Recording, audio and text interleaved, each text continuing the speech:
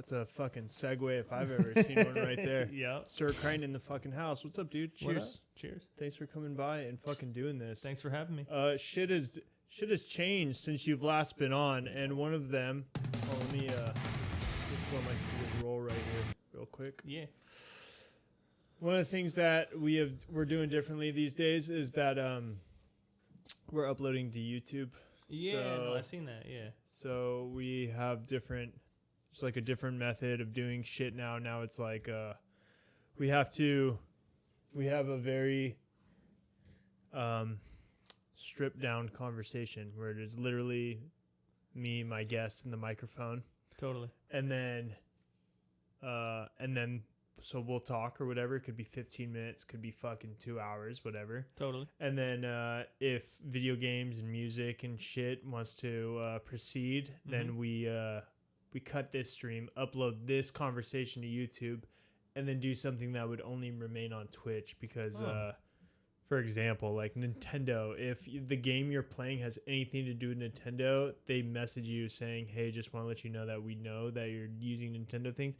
Anything that you make off this video will immediately be going to Nintendo. Holy shit. Yeah, YouTube's crazy. So YouTube is super protective about the shit. Super copyright and shit. Super copyright protected. But there's plenty I want to talk to you about. First of all, you came in tattoos. We were talking tattoos when you first got here. Yeah, you got you just got a new from Jacob Danhigh. Yeah, it fucking hurt. Did you see it when you got in here? Yeah. That it's only trying. I can't do it. There. You got it, dude. There it is. It's looking sick, dude. Is it cover up? Yeah, it fucking hurts. So hold on, let me. I'll show you what it is. It makes more sense when I gotta wear shorts everywhere this week, dude. Dude, well, the thing is that's great about getting a thigh tattoo for me is that I only really wear short shorts. So now I'm like. It's a win-win. So now I'm flexing. now I'm flexing this tattoo. No, it's looking sick, dude. That's a good start too. What I'm going to do right now for all who you guys can tune into my Instagram to see what this cover-up process is, but Stuart, for the sake of conversation, I will show you what this. So originally, and maybe I can show the camera that this is what the tattoo originally looked like. I mean, I'm sure I could just fucking pull it up on the. Yeah, well, let me see it. I think I could pull it up. That's for you. Here, let me hold this. Okay. And I'm gonna figure out how to do this, and then it's like the L.A. Dodgers with a couple baseball bats. Yeah. Why don't you give us a play-by-play on what exactly that tattoo is? Well, yeah, it's the. Just walked into a picture of me with a fucking bad mustache. My girlfriend right there. Whoa, Kenzie, take it easy. Well, for you guys who can't see it, it's why don't you give us the LA Dodgers logo, and then there's like I'm gonna be able to show them right here. There's a couple X baseball bats right next to it, like kind of making an X under it. Yeah, where's it's here. Okay, so there it is. Yeah, so that's it, everybody. We got the so the story behind this tattoo. Yeah, or lack thereof. Lack thereof motivation. I have been into hardcore music since I was about 14 years old, 15 years old. It started basic, like, I don't know, the essentials, like Atreyu was like Poison the Well. All the old favorites. Yeah, all the old school ones. And on that, at the same time, we were all listening to like AFI and Anti-Flag and the punk stuff. Fire Inside, dude? Yeah. And then it wasn't until a little bit later that I realized, just because of the friend group that we had at the time, there wasn't anyone like listening to like old school hardcore. Like hardcore's existed forever. What's up, Nick? Hardcore has existed forever. I was introduced to punk music and metalcore before I even realized that hardcore was a thing. And so we grew up on like Unearth, Atreyu, Poison the Well, metalcore. Then you started going back to the roots. Yeah, well, I did punk, and then I realized that there's this genre music that exists in the middle of punk and metalcore, and it's called hardcore. Yeah. And I got into it, but one of the big things and then post-punk somewhere in there. Post-punk was like, I think that was like a development of like post-punk hardcore type deal, like Under Oath and stuff. I think that was just like a development of the emo scene developing with metalcore. So like, I don't know, like punk is the hardcore as emo is the post-hardcore maybe or something. I don't know, dude. But anyways, about the LA tat is it was part of the badge to like have the 5950 LA hat. Totally. You know? Yeah. And I thought it would be super sick. I love the music enough to know, I don't know, I'm from LA and I was going to get something, you know, something fucking chill in the banners. I think I was going to get Holding It Down. Which doesn't even mean anything. One, I'm not even the biggest baseball fan. I love the Dodgers, but more so I love LA sports more than I love the Dodgers. You gotta root for the home team no matter what. You know what I'm saying? It could be the fucking, you know, like the fucking racquetball the LA racquetball team. Yeah, and I'd get a jersey. I just really enjoy the city in which I grew up in. Are you Galaxy or LAFC? It's funny you say that, man, because I was talking to somebody and they were like, LAFC or Galaxy, I forget who, because it's spread, you know, like it's kind of, we're in weird limbo. It's like the Clippers Lakers, like meets like, but they're both downtown. Like somebody was like, yeah, man, but like Galaxy, LAFC, that's like city versus beach, and I was like, oh, well, if it's like that, like I would go Galaxy, but it seems like it's cool to be rooting for a team that's an FC.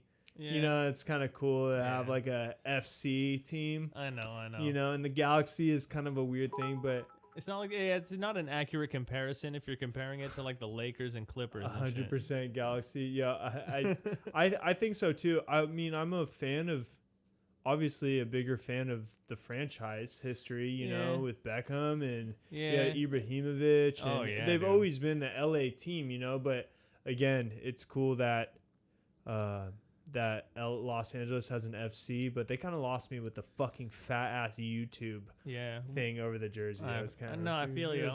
I was like, dude, what is that, a YouTube jersey? A lot of teams do that over in Europe too. Like just because I guess sports aren't like as popular over there, or they're more into like advertising. Like when I went to Barcelona, I got the shirt on right now. I went to visit Camp Nou or Camp Nou or whatever it's called, the football stadium there. It's out of control, dude. Yeah, but they just wear like, but like over there they wear like Fly Emirates or like hotels and stuff as like their main shit. And like, I'm sorry, you keep going, dude. Oh no, totally. And like some of like the minor league hockey teams and basketball teams, you just look at their jerseys and they're all like just like shot up with logos. You have to be, because that money has to come from somewhere. I think the bigger the team is, the less logos you're gonna see. Totally. But like back in the day, I mean, my dad showed a picture of, or my uncle has a picture of my dad playing in like baseball growing up, and the team name looks, or the sponsor looks like the team name. You would think they were called like the Old Town Automobile fucking body shop. Like it was super weird. Yeah, dude. But touching back up on this tattoo. Who did that piece on you? That piece was done by the lovely Julie Lodi. Shout out. Julie has not tuned into any of these, but she has a straight up fucking, we talk about her often. Julie Lodi. Yeah. Neela First sister. Yeah. Totally. She tattooed my leg. It was just like any other 17-year-old tattoo happens. I was 17, probably got really stoned and thought it was a fucking sick tattoo. Thought it was an homage to the hardcore scene, but 10 years later, it's a really bad Dodgers tattoo that I carried around for 10 years. And then, so Jacob Danhai is covering it up with something much different. I don't have a print of it, and I was reluctant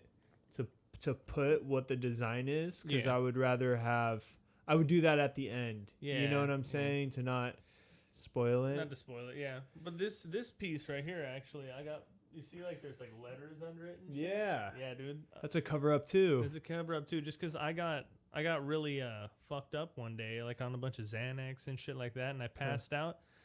And I had a guy at a party who thought it would be a good idea to experiment with his new tattoo gun on like tattooing me and shit. And like he tatted a really fucked up like Love Life, like from the Atmosphere song and shit. And I was just like, I woke up and I was like, oh, what the fuck are you doing, dude? Like, and it was not tight. And like, it was like, Are you it fucking was kidding not me? tight. Some dude tattooed you while you were asleep? All fucked up, yeah, on drugs and shit. So, Oh my god, dude, how much I have a question. what's up? How much Xanax does it take to do that? So I'm not a I big was- pill dude. I Like, was like on like 3 bars, which is like a lot for like if like you're not and taking it bars all are the time. chopped into like fourths, right? Yeah, bars come like they're about this size and they're chopped into 4s and like I took 3 whole bars, but Why don't they make them like little pucks, like they smaller? do. They little have discs? smaller ones. They have smaller ones, but then they have like the heavy duty bigger ones. But yeah, fuck if I know. I got 6 months, no weed, Dude. no drinks, and no coke. Dude, congratulations, dude. That's fucking awesome. People, I argue. I got with 6 this- months, no weed, no alcohol, and a few bumps here and there. No bumps, no bumps, dude. Dude, no, that's tight. no, nothing. No, I'm just kidding. That's fucking People ill, man. are like, oh, sober, but like it's kind of weird because like there's chemicals and everything. So, example, Stewart, I never abused it, but like yesterday I took a Norco for my leg tattoo. And yeah, and I don't like, I've never had a problem with Norco, you Yeah. know, so it was never like, or opiates in general. Like my problem was Yeah. sitting around being a burnout and doing. Well, if you took it for a purpose and like just to like, kind of like It wasn't relieve the pain, recreational. just to relieve the pain. Because tattooing, I don't give a fuck what anyone says. Sitting there for 7 hours, getting a fucking needle jabbed in your, I was just not tight, dude. It I hurts. was just telling somebody yesterday that like, do you remember when we had everybody knows somebody who's been like, oh, bro, what? This chest piece, I didn't feel the yeah, thing. I went to bed, bro. It's like, fuck that, dude. No, like fuck with like that. a sharp needle piercing your skin over Yeah. and over again. Yeah. Dude, yeah, I could never get with that. Like every tattoo of mine hurts. You know, maybe Yeah. I don't know, this one on my shoulder though, like he I have the same tattoo, by the way. Oh, really? I have Oh, like dude, the tight. same area done. I want to get this done. I was thinking of maybe hitting up Jacob or something. Jacob rips it. Does he do color or is he Yeah, just specialize in black and white? He likes to do black and white. Yeah. He likes to do black and white, but I know there are some. I mean, that's just Jacob. There's a million tattoo. Dude, Luke Suter. Luke, dude. Hit up your boy Luke. He's out of control good. He likes black and white too though. Yeah, he rips it. His black and white is different. He's one of the most brilliant artists I've ever fucking seen It's in my crazy. life. And do you remember when we used to just push around skateboards behind the Manhattan Beach Fair with him? Oh, And yeah, like it dude. wasn't anything. And then all of a sudden, I heard he was going through some stuff. And then all of a sudden, he was like just the best, one of the best tattoo dudes. Yeah. He brought Jacob up. Yeah. Oh yeah. Yes. And Black Diamond in Venice. Yeah, that's right. That's a plug. Yeah, there you go. Black Diamond in Venice. That's a plug right there. Fuck. Forgot what we were just talking about, Stewart. We were talking about tattoos, your story behind yours. Yeah. Me getting on bars. We got broke off in his Oh act. yeah, Norco. the Norco thing. Yeah, so it's kind of weird. So I got 6 months. This is one of the reasons why I stay out of AA, you know, is because Yeah, like just- I like to live a little bit of my life. Like there are people who like would say like, Complete abstinence. oh, you're at fucking 0, dude. Way to Yeah. go with your Norco, idiot. But like I don't want to. It depends if you're taking something to get high and fucked up and like escape. But aren't you? You know? But wasn't I like to so that I don't have to fucking feel that? Well, the thing is, like, I take it like this. Like, I'm See, gonna this get is my why it wisdom. gets- it I'm gonna gets get my squirrely. wisdom teeth out, and I'm definitely gonna probably take some Norco that's Yeah. prescribed to me or whatever to deal with the pain, dude. Right. And like, there's a part of dealing with like actual physical pain and dealing with like escapism and like emotional pain. You feel me? High fives. Yeah, dude. I believe that. I believe Yeah. that. It's like there's a difference between taking the drug and the drug taking you. Oh yeah, type deal. absolutely. You know what I'm Absolutely, saying? Yeah. And by the way, it doesn't matter how fucking you feel on a Norco. I took 2, by the way. If you get your leg tattooed, you all of a sudden don't feel the Norco anymore. That All of a shit is sudden- useless. Yeah, it doesn't matter what. But No, you're gonna feel it no matter what. So I do try to stay like I don't know, dude, and I don't know where my fucking life will end up, dude. And this is why I wanted to stay out of the whole AA thing, is because what I don't want is some dude who's been sober for fucking 30 years to be like, bro, what are you gonna do? Yeah. What are you gonna take? I know. What are you fucking stupid? You know, like I don't want that type of vibe. No, you can make your own decisions. That's why I haven't been to a meeting in like over 2-3 years or Oh something. yeah, like that. because you feel like you got it. I mean, I I've gotten to a point where like I know better, and Yeah, I can exactly. kind of make my own decisions now. But there was a point in my life when I was like a lot newer, like where I didn't know how to really handle certain situations, and I needed some advice from like different people to kind of guide me in the right direction. But now I've gotten to a point of like sustained sobriety, For sure. of which I don't really need the help of anyone. Like I still need the help of my friends, family, but that goes without saying. Like everyone needs that. But but it's not that's like not them an like AA babying thing. me. No, it's just like a life thing. Yeah. It's just like a living thing. Yeah, that's for sure. So that was being kind of human. it. It's because I talked to my mom about it because she was doing the whole recovery thing too. But my Yeah. mom also 10 years sober, and I used to watch her drink like a fucking, thirsty dog. And now, I mean, she'll have a martini and like won't have one for a week. I think that it is possible to rewire your shit a little bit, and you Yeah. gotta, for some people, there are some people out there where, Yeah, because like Yeah. having like a sustained amount of sobriety kind of changes your relationship with like drugs and alcohol in a way, and you maybe come and approach it in like a different mindset. Some people can. yeah, I wouldn't really risk it myself, like personally, but yeah, neither would I. But I don't think. I think some people can definitely approach it with a different relationship and like Yeah. have a different respect for like. I'm too themselves. squirrely on it still. Yeah. Like the lines are too blurred for me still, and it's easier for me to. Honestly, it gives me anxiety. Like if I think about like going on like some like huge trip with Kenzie and like not having a glass of wine and trying to sort that self out with my head and shit. I'm just Yeah. like, you know what? Fuck it, dude. I don't want to do it. I don't want to do it. Yeah. And then I feel better all of a sudden. Again, it's like it creates like an anxiety that doesn't need to happen. And I really do think, and I think only like you would understand this, and you in this conversation. I think a lot of people out there who are enjoyed. I mean, don't get me wrong. There's people out there who can put down 5 IPAs and are still maintain their integrity and Yeah. like everything is good, but like Yeah. I can drink and I can say stupid things, then all of a sudden I'm like, yo, where's the pack of cigarettes at? Like, and then I can Yeah. smoke 7 cigarettes. And Oh, then- yeah. And it's a downhill. It's just like a downhill thing for me. But Yeah. I do understand that there's people out there. I'm trying to remember my point. Oh, but it's so much easier for me to just kind of Live life and not have to have these restrictions like binding you and giving you anxiety and shit. because it panics me before I even like go out. Like I'm like, Totally. yo, like who's gonna have cigarettes? Who's gonna like? What if this happens? Blah blah blah. Yeah. And as soon as I take all that shit out, I'm just like, oh, Yeah. I'm fine. Like none of that matters anymore, So Yeah. I don't know. One thing I wanted to comment on, Stewart, is there's like I forget the amount of time. I think it's 8 years. After 8 years, every 8 years, there's not a single cell in your body that was there 8 years ago. Wow. Like your body regenerates itself. Completely regenerated. Completely regenerates completely new cells, and there's the chemical balances that make you who you are. Mhm. But I mean, 8 years? yeah, I think it's 8 years, but your body your cells die and are regenerated, are made again through it, and it takes about 8 years for and I believe it's 8 years. It takes about that long for every cell in your body to be a new cell. Totally.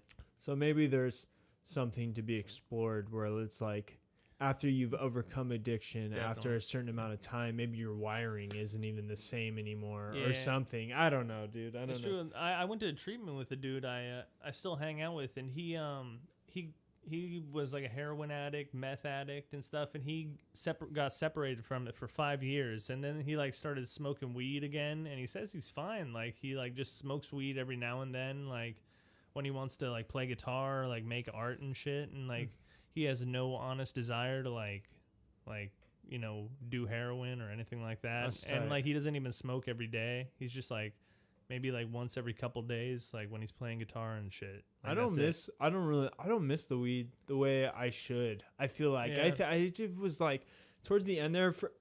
First of all, when I quit everything, I wanted to make sure it was on my terms because Yeah. I knew down the road I wouldn't want anybody like checking in on me and be like, "Yo, man, like piss in this cup. Yo, bro, you're my homie. What are you talking about? I'm not peeing in this cup for you, Yo, dog, whip it out and piss in this cup yeah, now. yeah. Make sure you're what? talking to this mic, Stuart. I forgot to tell Oh you. yeah. Yeah, I got you. Yeah. Yeah, dude. And so when I but the last couple of times I quit weed or I smoked weed, I would just sit around and trip out and be like, Dude, it's like, yo, this is gnarly. This is really, really, really gnarly, man. Dude, weed is really strong, dude. If It's way stronger than it used to be, dude. Because now you got Cypress Hill jizzing in it and stuff to make it fucking insane in the membrane. Fuck. It's too crazy now. You got now. fools dabbing. Fucking. Yeah, dab. Have you ever taken a dab? I have never taken a dab. Dude, it's like one of the gnarliest things I've ever done in my life, yeah. bro. Smoking hash is fucking psycho. Yeah. It's psycho. Especially, like, I can imagine if I haven't smoked in years, but, like, if I was to take, like, a dab after, like, not smoking for years, I'd probably, like be Mr. Garrison floating off. yeah. In my head. Yeah, I'm going to go over here for a while. Yeah, yeah. Exactly, dude. Dude, So that would be intense, dude. Yeah, man. But hell yeah. Yeah, fuck, man. Hey, I wanted to ask you, I was typing in your name today, and I saw that you have you were Stewart James Crichton. Do you rock the middle name? Like when you sign up for stuff, do you go middle name? I do, like, because kind of my stage name is just really easy, Stewart James or whatever. But like, is that what you go by? Yeah, kind of, just because it's easier to spell than Crichton. That's People cool. are like, Crichton, Crichton.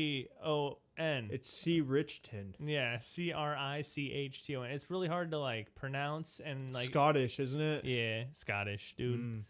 Yeah, Edinburgh's sick. If you ever been there, Really? that's a real good place to go. Yeah. I'm familiar with the not the anatomy of Scotland, the geography of Scotland. The geography. Yeah, it's beautiful. One of the most beautiful countries I've ever been to. But anyways, yeah, it's hard to pronounce and it's hard to spell. And I was I'm about to throw a big PR campaign for this new album that's gonna drop. It's not ready yet, but I'm going to. And I talked to the PR agent, and I was originally just gonna be Stewart James Crichton before Hand Drawn Maps, and they're like, you should probably pick an easier name to spell than Crichton, just because like if someone's gonna be Googling you. Why you think you're going radio? You think you're going radio? You guys are good enough. You guys got jams. Yeah, I think we could. I mean, we were just recorded a new song last night. This shit is like out of control good. I think it's gonna have some hit potential, but radio, like K-rock, I don't think like that, just because that's like a genre I don't want to go. You don't need it. You don't need it. Nobody's listening to fucking radio anymore. No. You don't need it. But how do you blow up? Because everybody's on Spotify and shit. Yeah. Now. The thing is, what I'm gonna do is I'm gonna get these songs ready. I'm gonna have like 8 songs, like completely mastered, completely ready to go. And then right at that moment, I'm going to sign a PR deal with this company called La Famose. They're located in LA, and they're really, really good at like social media and marketing and like getting us like featured on blogs and getting us featured on radio stations. Is that expensive? It's gonna be $6,000 6 months. So, wow, dude. But I have it all saved up. I have it all ready to go. Good for you, man. I have it all ready to go. And basically, we're going to approach it like this. Like, we're going to have it ready to go, and we're going to find a blog out there that's ready to feature this. Buzz Bands LA, Babel Music, one of those big blogs. And, like, we're going to drop our first single off it. And I'm going to have a video ready with it. I have $2,000 set aside for, like, a professional music video, too. And I have this guy about to make it. And then we're going to drop the single and the music video simultaneously on this blog website. And then just start pushing it, because these people are really good at like social media and getting our followers up, and they're also good at like getting us featured by a lot of blogs and getting us shows and getting us like maybe a little mini West Coast tour planned for like when we drop it. And we're gonna drop singles, like, and we're just gonna keep dropping song after song until like the whole thing after 6 months is ready to drop in like a big show in LA or something. Damn, bro. That sounds fucking sweet, man. Yeah, but it's gonna, hell yeah, it's gonna be cool. It's fun to have like big things planned out in the future, huh? Yeah. I'm gonna fix this mic real quick. Totally. I just want to make sure that you are talking. 'Cause if you're talking important shit like fucking your band and stuff. I want to make sure. Yeah, Hand Drawn Maps, dude. But yeah, we're gonna be doing that, and this whole new album. I bought an analog tape machine, which is like it's like an old school. Like machine. It's about this size. Who left you in the will, bro? What the fuck's going on? Where you getting all this money from? Dillinger? Yeah, I don't fucking spend it on anything, on drugs or anything. I spend it all on music, and I save a lot. That's what's up. Yeah, but you got credit card debt? None at all. Really? Yeah. Good for you. I'm cash flow positive, and my mom set me up a couple things like with because my grandma passed away and stuff. Sorry to hear that. Oh, it's totally fine. That was years ago. She's in a better place. For sure. R.I.P. But yeah, my grandma had a is like kind of like generational wealth sort of deal. So like kind of inherited it to my mom, and my mom's kind of helping me out with certain Fidelity accounts, Roth IRAs and stuff. And also on top of that, I have a bartending job, and I also work like real estate with my friend in the morning. Like every morning. I know I do like lots of shit on Good top for of it. you, Yeah. dude. So I've been able to save a lot of money. But I have this all going in. I bought an analog tape machine, and this takes like old school like metal analog tape that you record straight to, and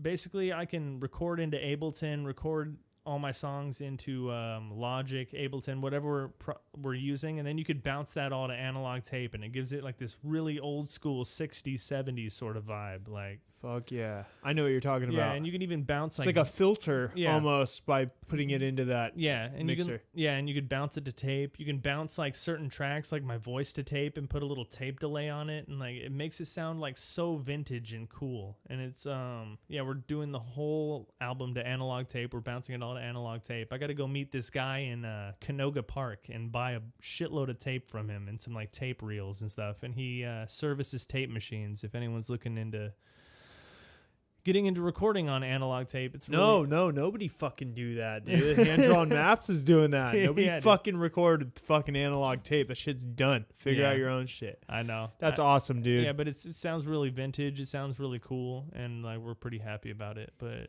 yeah, these new tracks are gonna be sick. Stoked, dude. Yeah, when's that shit coming out?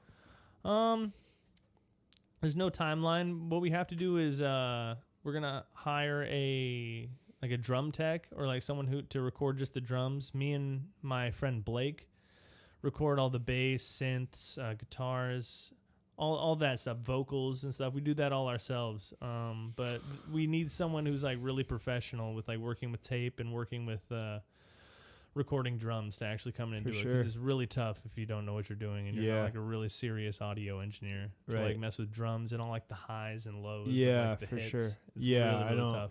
Yeah, Room mics and shit. That's a craft. One of my best friends, John Lundeen, who was on. Yeah, John, dude. Yeah, he's a nutcase. Yeah, he's a nut. He's a smart dude. He knows a lot. Yeah, he knows a lot, and he's got his own studio and stuff. But just the kind of, I can't even start conversations with him about recording. I'm a drummer. I recorded drums for John for like 4 years. I like lived at his house and recorded drums and played drums all the time. I still know nothing about recording drums. It's just a... You know nothing, Andrew Olin. Oh, you Game of Thrones fan? What do you think? Huge Game of Thrones fan. What do you think, dude? I feel like everyone's really mad about the way the season ended. I love where this is going already. Yeah, I feel like everyone was really mad about the way the season ended, and I've read all the books twice. Every book that's out, I've read it twice. All the Game of Thrones books. Yeah. The fuck's going on? I'll tweak out occasionally, and I'll like read a whole book in a night. Like I'll like do like random shit like that. Like just because like I'll be playing video games and stuff, and I'll be like, you know what, I don't feel like playing video games. Like, and I'll just pick up a book, and all of a sudden it's 3 a.m. and I'm like on a journey somewhere in my mind, like reading this book. Bullshit, dude. Yeah. I need to fucking start living like this. Yeah, but yeah, I've read all the books. They're wonderful. Like the series got it right with like the first 6 books, like until George R.R. Martin like couldn't keep up with them, but like, and they just started like the 2 other guys took over. But DB Wise and the thing is, George R.R. Martin wanted to write an epic fantasy series, like that just like was like kind of his Lord of the Rings. He was super inspired by Lord of the Rings, so he came up with A Song of Ice and Fire, or which like the first book, Game of Thrones, which became the TV show. But everyone's really upset with the way like the story ended. Oh, the battle scene of Winterfell was too dark, or fucking like, and like everyone's just talking shit on Facebook, and I'm just like, and all these fuckers haven't even read the books, like, and like sure that book's not out, but you know. It's the way the series ended, and like all these theories, they're like, "Oh, my theory's wrong. This show sucks." Like, it's like, come on, dude. Yeah. Like, It was Like, your this is the way it ended. Everyone ended where they needed to be. John's going back to the wall. That's what I said. Like, John went beyond the wall, dude. John's in the fucking north. Yeah, John's in the hanging north. out in the snow, looking depressed still with his fucking one-ear dog. One thing I really wanted to see is them like walk into the forest and they just come up on this like mountain and there's just wildlings everywhere, just like he's the king in the like north of the wall. I think that's what's going down. Yeah, I think that's what was implied, and that might be a spin-off series. I would love to see that shit. I would love to see John north of the wall and Arya, and I want it to be like the surviving Starks, like the last of the Stark series. Yeah, you know what I'm for saying? sure. That would be dope. But I kind of like I think that I think that they should just like let it go. Yeah. Kind of deal. I think that I want to see Robert's Rebellion too, dude. That'd be fucking sick. That'd be fucking dope. Yeah. And it'd be cool to see. The thing is my only disappointment was I wish that there was a little bit of lore exposed with who the Night King was. Yeah, that's like true. It would have been cool. That felt a little rushed. It would have been like, okay, so like my big like, dude, what if this happened? Is what if the Night King stabbed Bran, and then killed Bran, and then the Night King exploded. Yeah, like you wouldn't even have to explain anything. You'd just be like, wait, what the fuck does that mean Bran? Like connected? Even, like some like just anything. White Walker just ended up being scary zombie leader. Yeah, there was a lot of theories and like foreshadowing that kind of got drowned out, because there was a lot of foreshadowing with Bran and like the Night King and the Three-Eyed Raven and with Jon and stuff and with Daenerys and with everyone. There was a shitload of foreshadowing. That's what he did best in like his writing, is like great foreshadowing. But some of those like ended up being red herrings and loose ends that didn't get tied up. And like I guess the whole last season felt a little rushed, but I thought it was like kind of cool for what it was anyways, And like great. And that's like the ending, and like when it ended, I was like Jesus, like that's like the end of Game of Thrones. Like what the fuck now? Yeah, what the fuck? Yeah, it was. And then they dropped the fucking trailer to like that new show. What's it called? Oh, man. There's like a new show coming out that's supposed to be like the next Game of Thrones style, like fantasy. Oh, I started watching Sopranos again, motherfuckers. Sopranos, dude. That shit is fucking so good. I'm just gonna, Sopranos is fantastic. I was attempting to watch it last time. I was getting tattooed, but that shit hurt too bad. But I'm about episode 6, season 1, Sopranos, and I am fucking obsessed with that shit, dude. I think that shit is so dope. Yeah, I love it, dude. And I remember my grandma told me about it, and she's like, "Why do they say the F word every 2 words?" And you're like, "Shut the fuck up, shut the fuck up, grandma." No, this new show actually that's coming out is called some chick posted about it. I'm trying to find it. It's okay. You can look. I'll keep talking about Sopranos. I just watched somebody get thrown off a bridge today because they're selling ecstasy. Oh, wow. And that will be not tolerated by the New Jersey Mafia. Oh, no. And fucking New Jersey Mafia? They were telling this story about a kid got really fucked up on ecstasy and jumped off the bridge. Yo, what's up? Oh, it's called His Dark Materials. Yeah, BBC's His Dark Materials on HBO. They dropped the trailer. For me personally, I'm taking a step away from Middle Earth, and I'm hyped on like the new Black Mirror series coming out. Dude. Did you like Bandersnatch? What was it called? I liked the technology. Yeah. I think Bandersnatch was like, hey, look at what we're gonna be able to do. Yeah. It was a little like buggy. Like I found myself in loops a little bit and was like, I already know you're gonna fucking hit him with the flower pot. Like, the fucking the cigarette. Yeah. And it's like, I thought it was a display of like, hey, look what we can do. Kenzie's watched this show where like she's Bear Grylls and you get to like pick whether or not Bear Grylls drinks his piss or like shits on himself to stay warm. It's fucking crazy. Yeah, the thing is about Bandersnatch though is like my friend Zach Leary. Have you ever heard of Timothy Leary? Yeah. Like he was a professor at Berkeley actually, and he was a part of the LSD movement. Oh, okay. I went to treatment with his son, and like he told me it, like very well. He said he's like, I don't watch TV to be like engaged in that way. Like I watch TV to like in TV shows to be engaged in a different way where I can like sit back and like the thing is about TV is it accesses the same part of your brain that dreaming does. So like that's why you see little kids like staring at the TV and they're just like dancing there like fucking expressionless. It's because it activates the dream center in your brain. So like basically when you're watching like TV, serotonin, well, a or part dream center. the dream it accesses the dream center, dude. The dream center. Well, the same part of your brain that's accessed during dreams, like that, like it's almost like your third eye, like sort of deal like that. That's kind of like unconscious brain is like accessed when you're watching TV. That's why you just kind of zone out into like the film, and you're like, oh, 3 hours went by, like. Oh, so it releases that paralysis chemical that lets you just fucking sit there. Yeah. So and it's pretty crazy. I don't have a lot of that. Yeah, but I'm only good for so much TV. That's why when shit. you look at little kids watch TV and then you take it away, they're like, ah! Oh, like it's you just, took away my dream center, you son of a bitch. Son of a bitch. But yeah, where was I going with this? We were talking about Bandersnatch and how. Oh yeah, like it, and it kind of like pulls you out of that when you're watching Bandersnatch. You're like, oh, now I gotta like fucking grab the PS4 controller and choose it. Yeah, it's like, and by the way, bitch, we got 4K video games, dog. Like it just feels like a clunky ass video game. I know. You know what I'm like, saying? What the shit is this? Yeah, it's so. I mean, I get what they're doing. Again, I stick with what I say. I like where the technology is at. I like where it's going. But Black Mirror is one of the best shows I've ever seen. It's one of the best shows, and I think we're on to something. Listen, bitches, make a fucking make a TV show, and then have every episode That's be. right, you little bitches. You remember that? What was that comedian? Asian dude. West Side. Yeah, West Side. That's what you little bitches. Dude, I have memories of me and you. We were like just being up all night in that little downstairs thing. Dude. Listen, like, do you remember like the metal that used to play on MTV2? Oh yeah, MTV2. I remember they made MTV2, and it was with actual music videos. What was that other? There was like that other channel.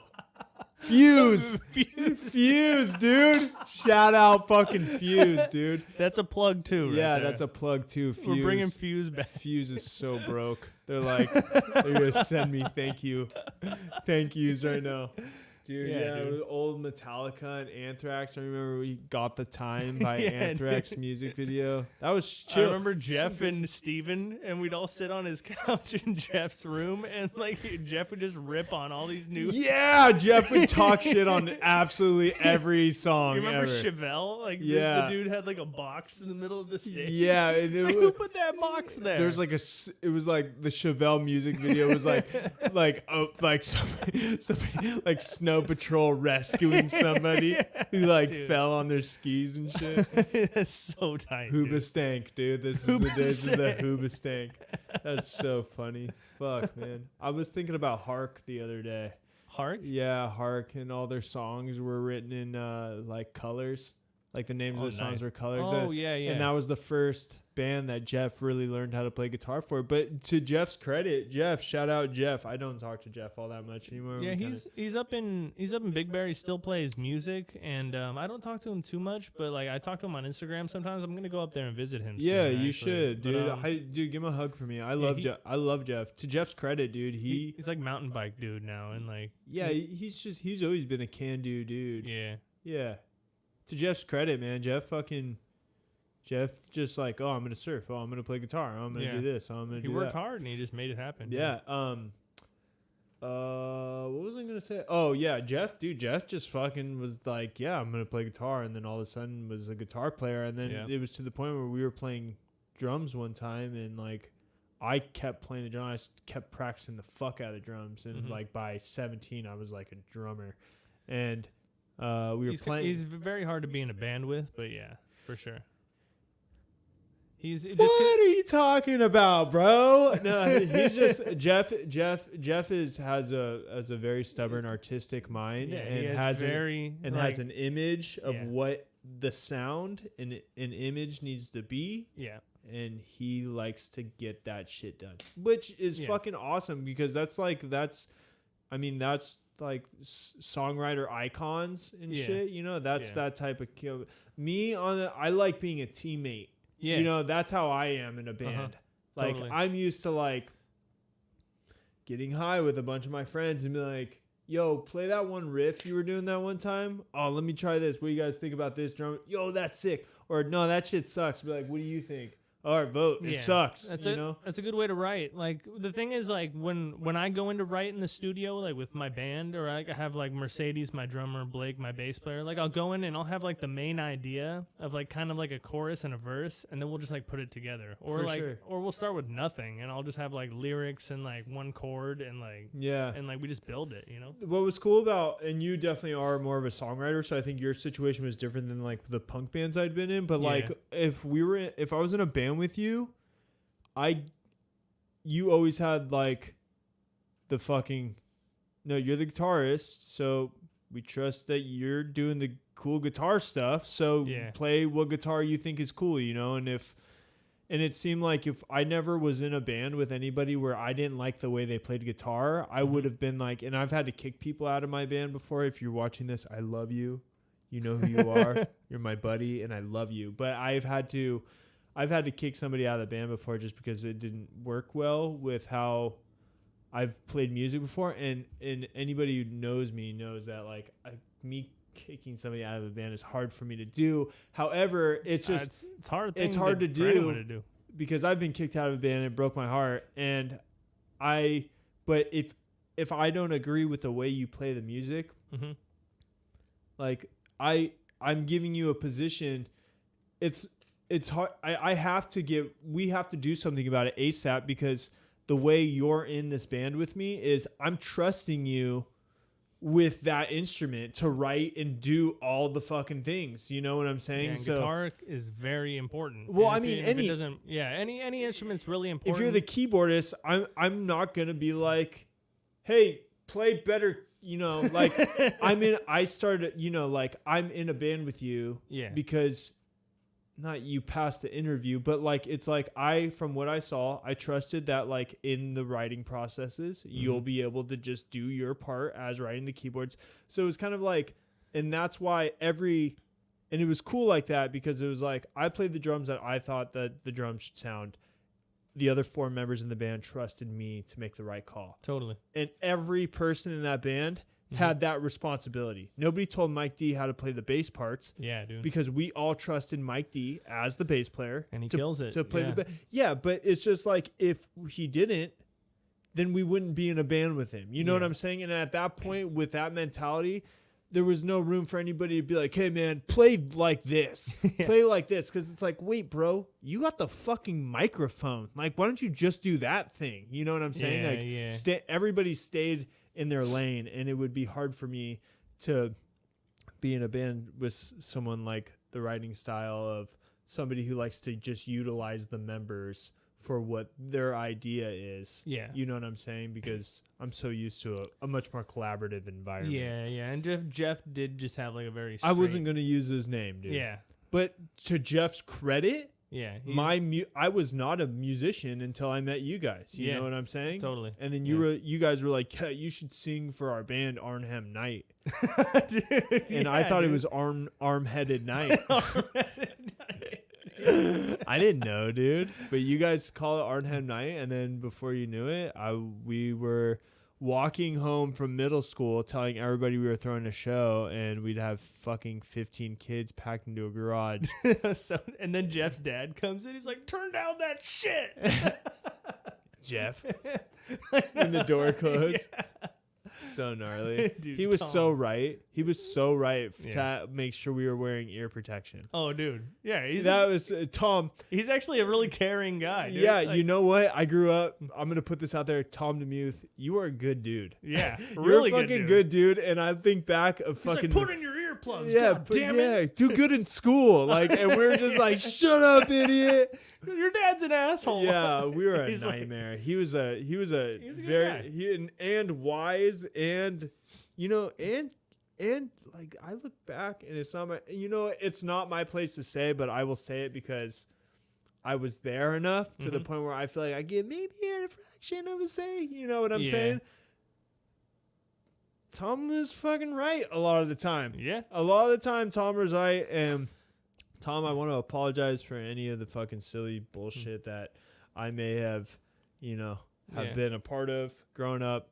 I was a little kid, and I'm sure you understand that. Hope you're doing well. Putting that in the universe. Yeah, I actually Shout talked out to Tom Jeff and about Tom, and I was like, "Oh my God, it's your dad!" Like he like posted on Instagram or something. I think your brother Patrick, which dude, the mushrooms one like you guys did was like incredible. Like you were into that? Yeah, I was watching the whole thing. Yeah. Oh, you're the man, dude. Yeah. I appreciate you tuning in. Oh, absolutely, dude. You'll see here, I didn't say anything because dude, Pat, people yeah. don't say anything, but there is sometimes people watch. Yeah, dude. especially on YouTube. I just put it on basically, like in like when I'm doing something or like when I'm driving somewhere. Like I usually drive to go see my girlfriend. It takes like an hour to get out to Glendora sometimes with traffic. But I just put on like I'm like, oh, like Drew's on, like You're the man. I fucking love you for that. Yeah, dude. Dude, that was amazing hearing Pat about his like mushrooms and his growing. And I don't want to talk about Jeff's family anymore. Yeah. So let's move on. Yeah. I will say to end it up, Jeff, I love you. I'll always love you. I owe you a lot of things in my life, especially Me too, getting dude. into music. Steve, I owe you a hug, man. I miss you. I hope you're doing good. And Tom, you are a wise motherfucker, and I'm sorry we gave you so much shit growing up, dude. Fucking great nightmare.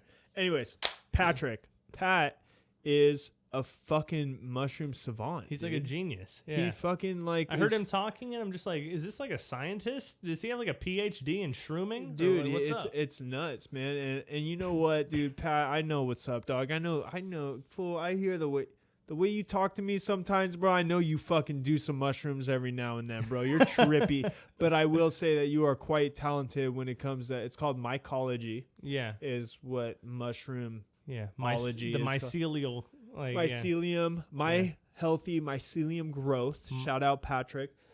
Look that shit up. That's a plug. My parents still say that Patrick's the smartest dude in the family, and I'm the most butthurt in the family after they tell me that because I'm like, what the fuck? But the shout on the word on the streets is Pat's the smartest one in the family, and when Pat talks about his mushrooms, man, I fucking believe it. He knows his shit. You know what the coolest thing to me is as an older brother is to hear my little brother just be excited about something, man. And it's just kind of like, and I think maybe George feels the same way about you. I think because the relationship's different. I know Pat always thinks that I'm giving him a hard time and shit.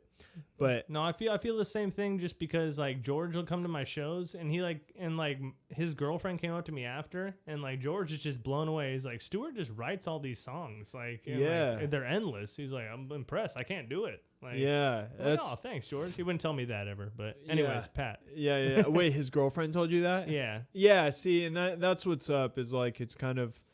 I try my best to be vocal because I'm the middle child. Yeah.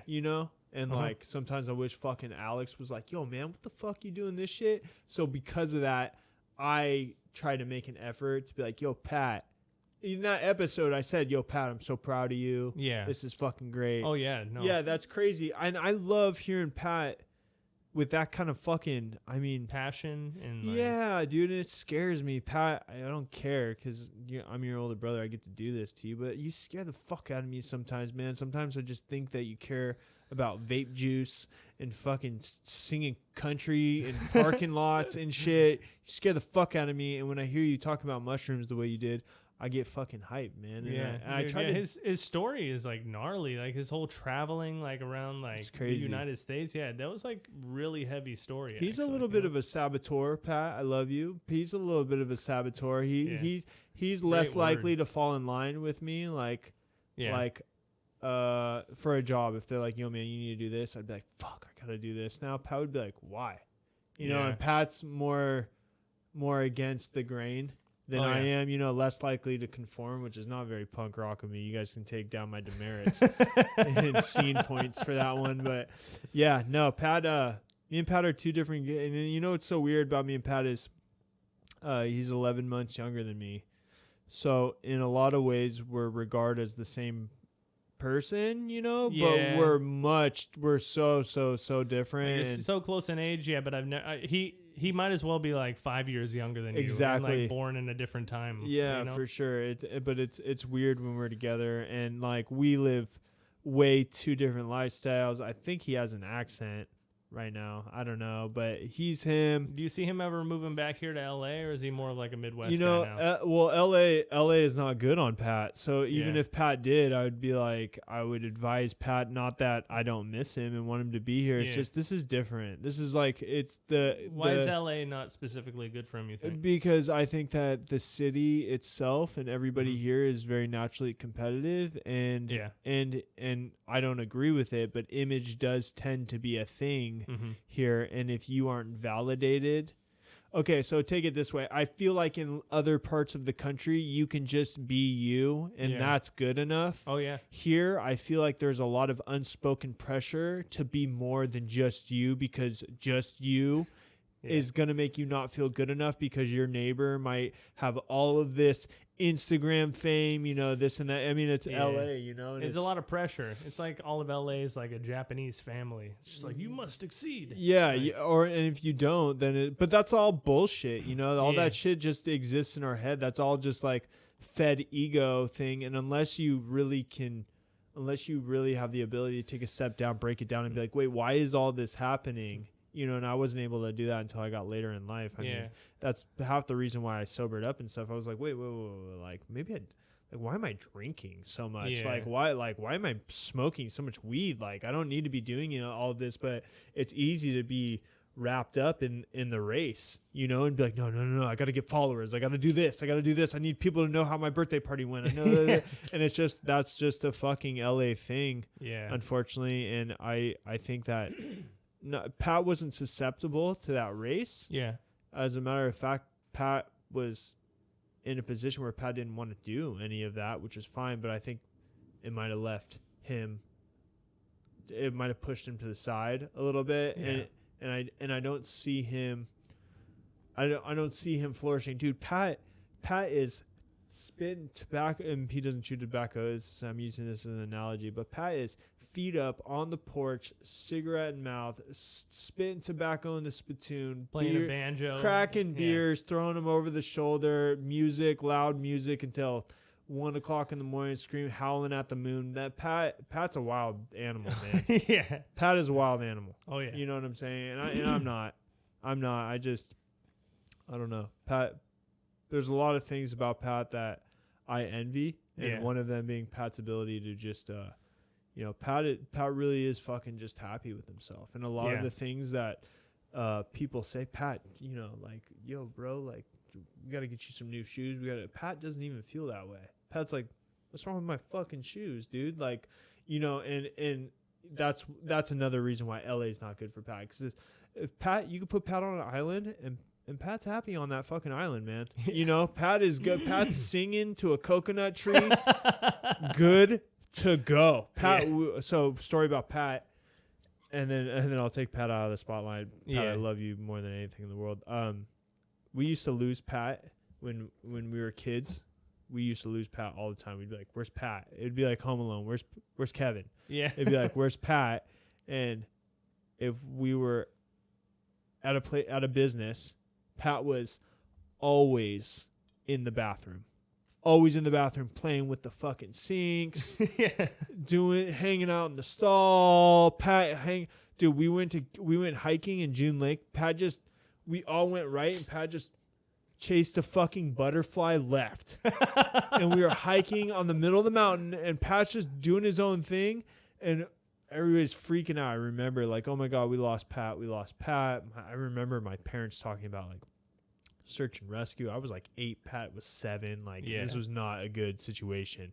And the sun was going down. It was like starting to get that really like cool dark in the shade, Oh yeah. And Pat's fucking in some field playing with fucking butterflies and shit, and did not even know. And Pat, oh hey, like it was like Pat just is good. Pat's good to go. You know what I'm saying? And here, LA, there's a lot of people who think they know what's best for everybody. Mm-hmm. Pat's not having that.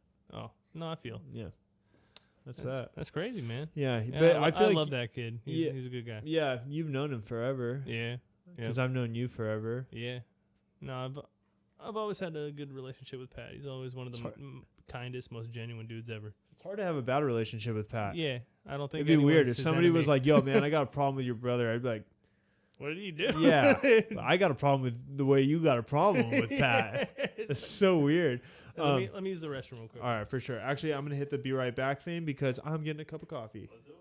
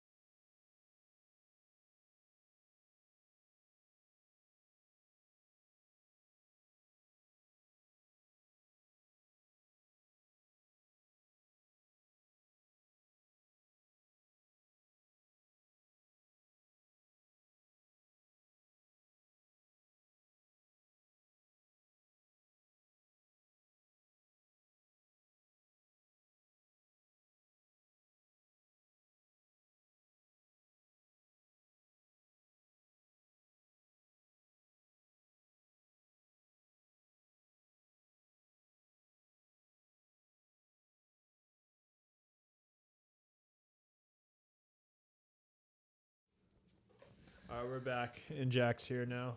We back You with can put- Jack. You can put him in your lap if you need to put him in your lap. Okay. Yeah. So, what the fuck were we just? Oh, dude, check out what I'm doing for. So my birthday is the 4th of July. Oh and yeah. I've always had, or not the 4th of July. It's the 5th of July, but it's often Close enough. It's often celebrated on the on the Yeah. 4th, just because trying to get everybody together on the 5th has always been a pain in the ass. But Yeah. I'm going to Boston at 10:30 at night. That I'm flying the red eye. So this is the trip. Is 4th of July happens. I'm having, Jack's so funny. 4th of July happens. I'm flying to Boston at 10:30 at night after everything, taking the red eye. Oof. And get some sleep on the plane. Yeah. And then I am gonna spend. Is that like a 6-hour flight, right? Yeah, 6-hour flight. Ow, tattoo. and then I'm starting the day in Boston on the 5th, and then the 6th, dude. I'm there's like a lot of Boston is obviously a very patriotic city, you know. Oh yeah, dude. There's a fucking like the Boston Tea Party and whatnot, so it's be fun to be there for rich history. Yeah, 4th of July weekend. Oh yeah. And then so I'll be there on the 5th, the whole day in Boston. Then on the 6th, dude, I didn't even realize this, but I'm going to wake up, do more Boston stuff in the morning, and then I'm taking a train an hour east to, or an hour west to Worcester, Massachusetts. Yeah, Worcester, Massachusetts, to see quite possibly Have Heart's last show in Massachusetts. Oh shit. Yeah, dude, it just happened to be at an outdoor amphitheater, and they're playing with Down to Nothing and Shipwreck. Their last show? Yeah, their last show. They're from Boston, and they haven't played in 10 years, and they're only doing a select amount of shows. And I happen to be in Boston for their last Boston show. That is fucking tight, dude. Yeah, dude. So seeing Boston's Have Heart in Boston for quite possibly the last time ever is fucking. That's an experience, dude. That's a good birthday present to yourself. Yeah, almost, dude. You know what I'm saying? It's sick, dude. I like the chance that it was happening is so fucking awesome. What, Jack? You want to be on the podcast? Is that what's going on here? Put him on. I'm gonna put my dog on the podcast. Come here, homie. He is a cutie. Come here, homie. He's fuzzy. Yeah, he's awesome. What kind of dog is he? Is he a mutt? No, he's a fucking Havanese. Havanese. Yeah. You got something you want to say? I can't let you sit on that leg because I got a tattoo. It's gonna fucking feel like that. Nope. Just love me. Yeah.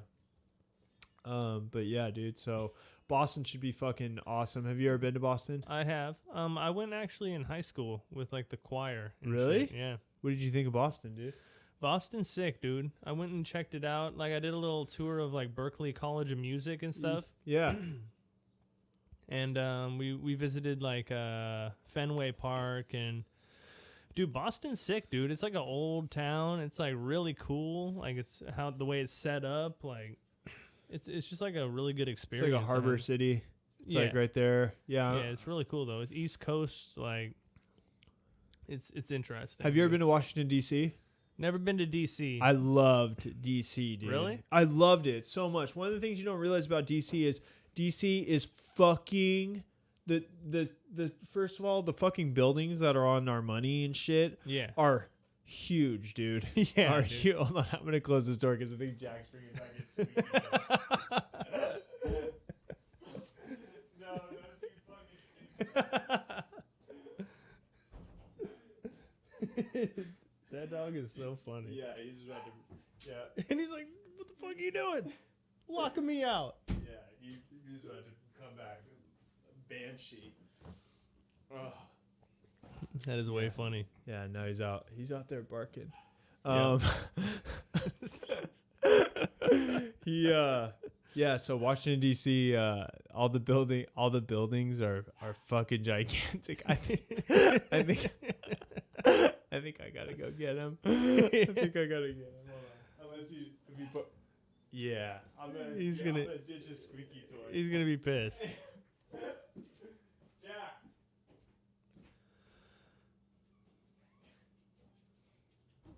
What's up, boy? You happy? What's up, bud? Jack, we're trying to do a podcast. I love him. It doesn't matter. He's good. Yeah. You can how hang out. How long have you had him? Jack, sit. What are you doing? He's so originally my mom, nobody's home, take care of him, but Riley had passed and we rebounded with Jack. Yeah. R.I.P. He was a good boy. Yeah, he lived. He was a fucking dinosaur, though. It's not like he was older. He had a really long life. And what about Nala? You remember, of course. Yeah, of course. I remember. Do you remember your dog growing up? Of course, I remember Nala. Nala was fucking awesome. She was a sweetheart, dude. Yeah, she was cool as shit. I mean, I just have vague I have like just small memories of Nala, but I remember her being like this huge sausage-looking dog. She was What is it, the Rhodesian Ridgeback? Yeah, they're badass, dude. They're supposed to be like in Africa defending villages from mountain lions and shit. So they're badass, but Nala was not that. Nala was She was a little different. Yeah, she was a sweetheart, but I've seen her get down, like walking across a grass field with my mom, and a stranger was like walking across the field at the same time from the other direction, and Nala like ran in between the stranger and my mom in the middle, created distance, and like fucking navigated this guy away from my mom. It was really instinctual and really like protective. That's cool, it was interesting to see. Like, dude, dogs have like, it's so crazy to think about like dogs having like those like instincts to do shit like that. Like, herding dogs. Like Maisie is like part corgi, which are like herding dogs, and she'll go over to like a house with cats, and she'll like put all the cats like in a corner, and she'll like herd them up into a corner. Really? Yeah, it's really bizarre to look. And that's your dog Maisie, right? Yeah, Maisie. She's good. I've had her since she was like 2 months old. She's like 3 now. I like the adjective is good. Like, yeah, she's good. She is good. She's good. Yeah, that's a good. That's the adjective for dogs, right? It's like, they are good dogs. Yeah. I don't know if dogs are bad. She's great. She's my best friend. She's like also like kind of like my daughter. It's weird. She's like family, you know? Yeah. Dogs. It's weird when people. I don't know. I feel like it'd be weird for somebody not to say that their dog is family. To like hear them say anything other than, like family member. Yeah. This one's a handful though, but he's fucking awesome. Yeah. Are you a cat person? No, I'm always a dog person. Yeah. But cats are chill sometimes. Wouldn't be opposed to like getting a cat, but I've never. I just like dogs. Yeah, for sure. I just always grew up with dogs. I've always loved dogs. So even when like just like at all my friends' houses growing up, they've always had dogs. Like you guys have always had dogs, and it's hard for me to be a cat person. Yeah. Hey, I remember you guys had like a really old cat once. You remember that? And it was just like, Sylvester. We named it Shit Cat because it would just get in fights and shit around It was I remember good cat. I remember this is a vivid memory I have, but I was shrooming with Anthony Games. Yeah, with Anthony Games. That was tight. But I came in and then Sylvester came in. This cat like looked like a skeleton to me, and then he like just like laid on the ground. He's like so old, and I just remember looking at the cat. Tripped you out. Hey. And like I saw this little skeleton like on the ground. Like Jack, you gotta go. You gotta fucking go, man. Jack, one more time, bad, dude. One more time, dude. Jack, you gotta go, homie.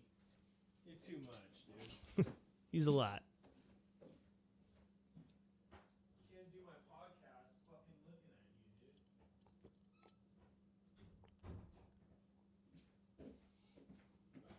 That'll be easier. I think I saw him piss on the coffee table right here. Oh, really? That looks chill. No, I saw him get up on one leg. Oh, okay. But anyways, I looked at Sylvester and like he was so old, he just like turned to a skeleton. Like I seen, I'm like, Jesus Christ. Do you remember when Anthony and Kevin Gloss was his name? They took the two pieces of paper that matched and they found two separate pieces of paper. One looked like a body and one looked like a head, and they like put it together to match. Yeah, and it was like.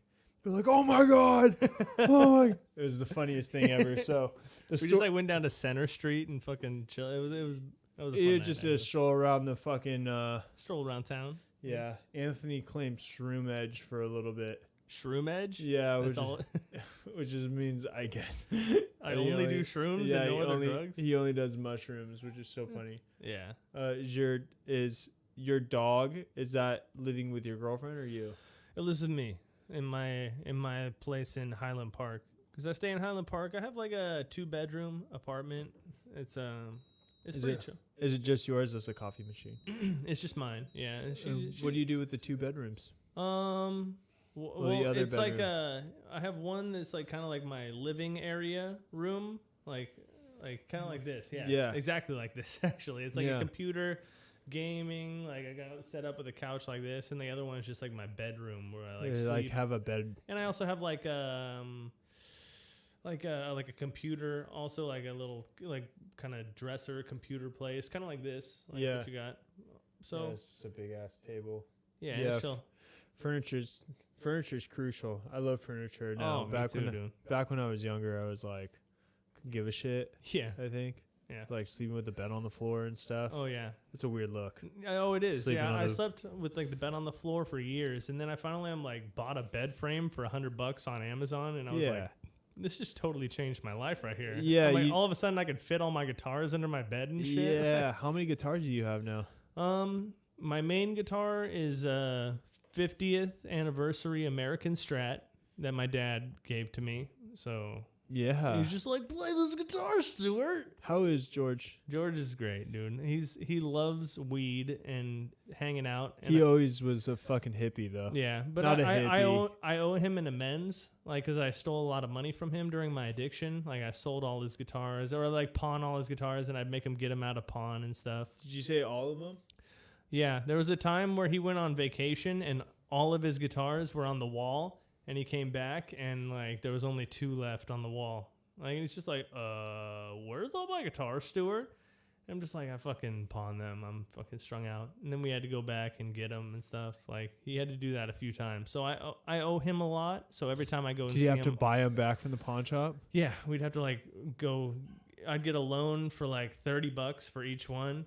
And then he'd have to like show up with like a loan for $30. Yeah. Like, what do you mean? I would go and I would bring the guitar there because it was $30 to get like a gram of heroin back in the day. And like, I would just be like, all right, I'm just going to go get 1 gram, $30.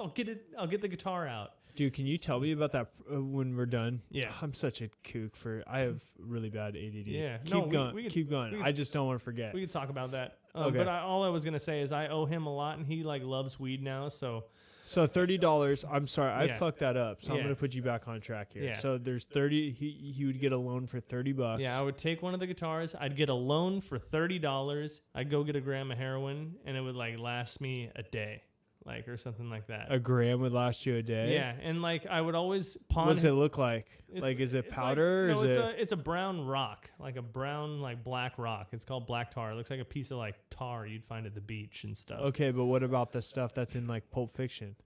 That shit's called China White. That only exists now on the East Coast, just because everything west of the Mississippi is controlled by Mexico, and they make black tar. Everything east of the Mississippi is controlled by Afghanistan and Iran, and they make the white powder. Afghanistan makes the white powder? Yeah, Afghanistan, like the Afghani poppies and stuff is what it's called. Yeah. And they make the white powder, and it's called China White, or like it's just white heroin. And then there's black tar heroin, everything west of the Mississippi, because it's all controlled by Mexico, so you can't find any white over here. Like, is anyone selling that shit will be killed. No shit. Yeah. Anyone selling that black tar over on the East Coast will be fucking killed too. Really? By Iranian Afghanistan fools? Yeah. Yeah. Or like just like gangbangers, like Mexican mafia. How the fuck did you learn all that? I learned all of that because I've done heroin all over the United States. Like when I lived in Michigan for a while, and I tried like the China White out there and stuff, and I was like, where's the black fucking tar? Like, where is like the good stuff like I'm used to in California? And they're like, oh, we don't do that over here. And like I talked to like a higher up drug dealer in Detroit, like who sold me some uncut like China White, and he's like, yeah, I've heard of that stuff, like that black tar. He's like, we can't get it on this side of the Mississippi because it's all controlled by Afghanistan over here and the mafia. Like, and everything over on that side is the Mexican mafia. Then they control that over there. And there's just like no like separation. And I even asked a drug dealer over here, I'm like, why we only get black? And he's told me the same thing. So damn. And how do you do it if you get the white? And the white, you can like snort it like you're snorting coke and stuff like that. But not a lot of it. But not a lot of it. You can do like literally like a match head, like a little tiny fucking piece, and you just like kind of like a little bit of powder and hit it with a bump, and you're like nodding out and shit. And like all of a sudden. Yeah, like all of a sudden you're just nodding out and throwing Dude, up. Your face right there when you fucking did it. Just, it hits you like that? It hits you, yeah, pretty instantly. Like within like a minute, yeah, or something. Have you ever done it that way? I have. Is this hard for you to talk about? No. It's chill. What was more effective? Shooting up or really? I'd say when you put anything directly into your vein, like into your bloodstream, yes, it's extremely. Can you do the vein with white?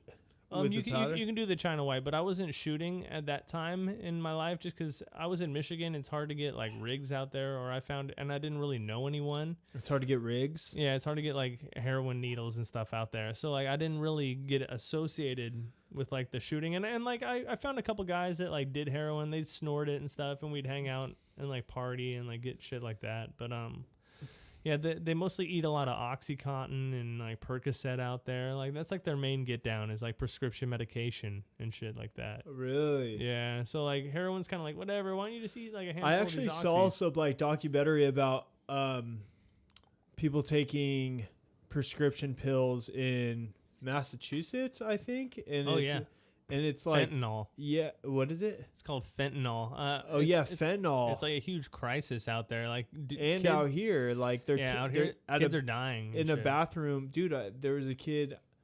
Was it you I talked about? There was a kid who like was in the music scene who did coke that was cut with fentanyl and died. Where? Here? Yeah, in like Torrance area. Ooh. Yeah, dude, there's a bathroom in the Hollywood area, I believe. I saw a picture of it that was like, do you have fentanyl or fentanyl or not fentanyl? It's the counteractive drug that you're supposed to Narcan. That's right, dude. Narcan. They're like, do you have Narcan on you? Like, yeah. And it says like a warning that a bunch of coke right now is cut with fentanyl. Ooh. And carry the Narcan right now. Yeah, that shit's dangerous as fuck. That's crazy. Why is that? Who's doing that? Do you know? Is it like a person? No, it's people who are trying to, because fentanyl, like you can like chop it up. They come in like little patches and shit, and like you can actually like chop them up, and you can like cut it, like, and you can like, they make a lot of powder, and you can like cut it with like other drugs, and like it gets you really high. You can cut it with heroin, and you can like just like triple your stash and like make a lot more money, and or like you can add it to coke, I guess, and it gives you some sort of euphoria. But the thing is, some of the fentanyl ends up in like concentrated areas in the bag. So like you get like one bag over here and one bag over here. This might be a lot more concentrated with fentanyl because they didn't cut it correctly. So you just like be getting only fentanyl. Yeah. So you'd be getting like a majority of the fentanyl that was actually put in there, and like you snort it, and all of a sudden like your respiratory system just kind of collapses, and you just don't stop breathing, and you nod out, and you die. Holy fuck, yo! Yeah. It's fucking intense. Yeah. Did you ever do meth? Yeah. I did a lot of meth. I've shot meth before. Actually, it's pretty intense. It's not fucking a glamorous drug at all, sure. It's not a glamorous drug. Oh no, it's the very opposite. Neither is heroin. Neither is anything. But like coke is kind of like a glamorous drug. Like because you can do it wearing a collared shirt and shit. Yeah. Loosen the tie a little bit. Let me loosen. I just got off of Wall Street. Let's fucking snort some. Like I always think of American Psycho, like them all like like business dudes like snorting coke. Yeah, and Wolf shit, of Wall Street shit. Wolf of Wall Street shit. Yeah, that's like more like a glamorous drug and shit. But like, dude, meth is like a dirty fucking drug. Like and like the moment you shoot it, like my brother told me this the first time he shot it. Like he like came his pants. Like really? Literally like ejaculated in his pants like right after he shot it, like really gnarly. And I know that's pretty graphic. It up. Yeah, my bad if that's too graphic. Nah, what? This is all and killed it, bro. This is all and you let it rip, dude. Your brother shot after he shot, dude. Yeah, and he shot after he shot it up, dog. That's fucking mental. But like I've oh my goodness, I've done it, and like it just like it's very intense, dude. And like I've stayed up for like days on end doing that shit, and it's just. What's the longest you've ever stayed up? I stayed up for 7 days once, and I was like having What's the 7th day like, dude? Dude, like so I was like kind of homeless at the time, and I like just like ended up at my mom's house, like not really knowing how. And I remember I stopped by a fountain, and I heard a cop like radio in the fountain. It's like, all right, we're gonna catch him. Like we're coming up on him now. Like, and I like kept on thinking like there was like a sting operation on me. And then like I just really listened into the fountain, and it was just running water, and it just like kind of. And then I went, and you were like, "Wait, am I just fucking tripping out?" Yeah. So you listen, and it would just be running water. Yeah, it was just running water. And you're like, "Oh my god, I swore I just heard that." I swore like they were about to pull a sting operation on me. And anyways, then I went to my mom's house. And it was like 5 a.m, and like I'm just like sitting like in my mom's backyard, just like tripping out. And I look at the window, and I see my mom in there, and she's like, "Stewart, what are you doing out there? You need to get inside." And I'm just like, "You're not real." Like she's like, I'm like, "Then if you're real, like come out here and see me and talk to me." And she's like, "Stewart, no." And then she'd just disappear and stuff like that. Like I was like fucking having massive hallucinations. And then eventually at like 9 a.m, my mom came out in the backyard, and it was like my real mom. She's like, "What the fuck are you doing here?" Like I was like, oh, "Okay, this is my real mom right here." She's way more pissed than my hallucination. You always tell by how fucking realistic the amount of pissed off they are, whether or not it's a fucking real. Dude, get the fuck out of my car. Sounds like something not a hallucination would say. Like that is not my mind. That's super fucking funny, but dude. Yeah, then I fucking went to I like slept for like 3 days in her bed. Like I literally like slept for like 3 whole days. I got out and had a sandwich, and like she put you to sleep. In her bed? Yeah, she just like let me sleep, because like you stay up for 7 days, you're about to sleep for 3. Did you have to tell her? Or did you just go to bed and then you were... she kind of knew I was fucking off and doing my thing, you know? fucking off and doing your thing. Yeah. I like that, making it poetic. Yeah. That's so crazy. So you just nonchalanted. Yeah. When you stay up for 7 days, you sleep for 3. Yeah. Is that like a rule? Dude, yeah. You sleep for 72 hours? I've seen tweakers get into treatment, like when I was there, who were up for like 14 days, and they'll like literally just sleep and like not wake up for like 3 days. Like 3 days, like 72 hours. Or, yeah, is that 72 hours? So it's like me going to bed now and waking up on like Friday? Yeah, exactly, dude. Oh my goodness. And sleeping, Yeah. what's that feel like, sleeping a week? What's that like, finally, like, because like you're you sober barely, when you wake You can barely up. like walk when you get out of bed. Like, that's for sure. Like, Do you feel like, woo, your that was muscles- crazy? your muscles like feel atrophy. It's like weird. Like, Because you're not used to being asleep for that long. yeah. You like, and you haven't been using your muscles, so you like wake up and like you're like, oh, like I gotta stretch. You can like barely like walk to the bathroom and shit. Holy smokes. It's like dude. your ankles are broken. That's like what it feels like. Oh my goodness. Yeah, it's intense, dude. It's fucking. And then, so, what did your mind feel? Are you like, oh, I gotta go do it again, or No, your mind's just like tired and like. are you like reset? Are you like, well, no, maybe not do that this time? Like I didn't. I was never like meth was never generally like my thing. I'd go and like do like I would do it if it was around and like maybe if I had some extra money, but like it was never like my like 100% set thing. Like I would rather like when I woke up from that, I think I like went and like got some weed and like just like chilled out for like the next week and just like smoked some herb, and I was like, because like it also was really strenuous on your heart staying up for that long and like doing like uppers and your heart's just like going like fast, Like and nonstop? yeah, and like I What's was, like, life like at 3 to 4 in the morning? Like your 4th day in. Like what are you doing? Dude, I remember like around that time I was at a friend's house and I was just like literally staring out the window for like 5 hours, and I was just like, someone's gonna come by. And then like eventually like 5 hours later, like a cop drove by. Like it was like a busy street, like, and a cop drove by, and I was like, oh my god, they're here for me. And I like went and like I like laid in a bed and like pretended to be asleep and like pulled the fucking like. And how long? Oh, you were like doing the thing. You Yeah. like we're doing the meth head thing. Doing that tweaker thing. And yeah. is that just on a trip? Like when you wake up, do you still have those tendencies, or is that just no? You're like, what the fuck was I doing? Like you wake up. Oh, and so you're you like, so it's just a sleep deprivation yeah, thing. you kind of wake up like you don't feel high at the time. Like you're like tweaking out on shit, and you're like, wow, I must be fucking really tweaked out last night. Fucking just stare out the window for 5 hours. And when you're staring out the window for 5 hours, is there any time in after that where you're still up and been like, yeah, maybe I'll look I'm out just the window. yeah, or are you just like, why am I? I think I'm high on meth. Yeah, no, I'd always find myself going back to the window, looking out to make sure like everything But was. would you ever be able to talk yourself back from it and be like, hey man, you might just be high on meth right now, or are you just like, no, this is life now. No, all of a sudden they're coming after me. Yeah, I would eventually be like, well, this is stupid. Why am I staring out the window? Because- but then I'd eventually like go back to the window and I'd like find myself staring out it for like another hour. Because what are you afraid of? Like what? Like if the cops come in yeah. the tweaker's mind, they're coming to get you. Yeah.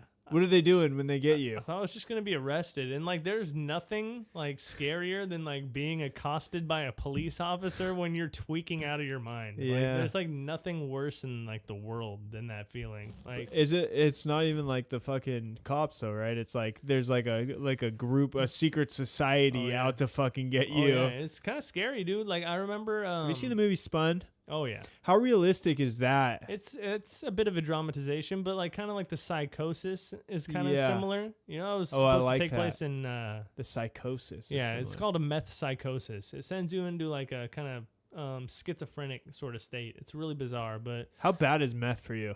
it's pretty fucking bad for your heart, for your mind. It really damages your mind, but most of all, it just like kind of eats away your fucking brain. But I used to do it over here in El Segundo, actually, on with a guy who used to live on Imperial Highway.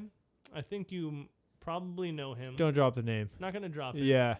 Not gonna drop the name, but it was over on Imperial Highway, and we used to do it a lot.